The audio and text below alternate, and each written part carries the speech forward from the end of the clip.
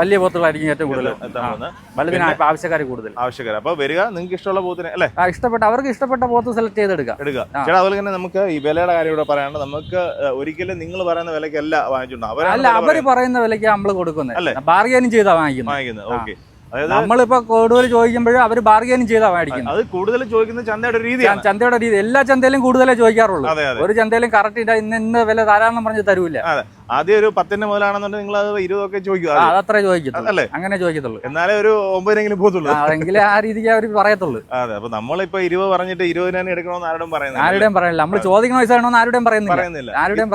Bargain ചെയ്ത് വാങ്ങിക്കാം. അപ്പൊ അവർക്ക് ഇഷ്ടപ്പെടുന്ന വിലയിൽ ഓക്കെ ആവുമെങ്കിൽ മാത്രമാണ് അവർ ഈ കയർ മേടിക്കുന്നത്. അപ്പൊ അതുകൊണ്ട് ആ കാര്യം ഒന്ന് ശ്രദ്ധിക്കുക. ചന്തയിൽ എല്ലാ കാര്യങ്ങളും എല്ലാ ചന്തയിലും ഒരു വില തന്നെയാണ്. നിങ്ങൾ ഏത് ചന്തയിൽ പോയി കഴിഞ്ഞാലും നിങ്ങളൊരു പോത്തിന് നിങ്ങളൊരു വില കാണുന്നുണ്ട്, ഇവർക്കറിയാൻ ഒരു ശരിക്കുള്ള വില. അതെ, അപ്പൊ അത് സംസാരിച്ച് ഏകദേശം ധാരണ എത്തുമ്പോൾ വാങ്ങിച്ചോണ്ട് പോവാം. അല്ലാതെ ഇത് വന്നിട്ട്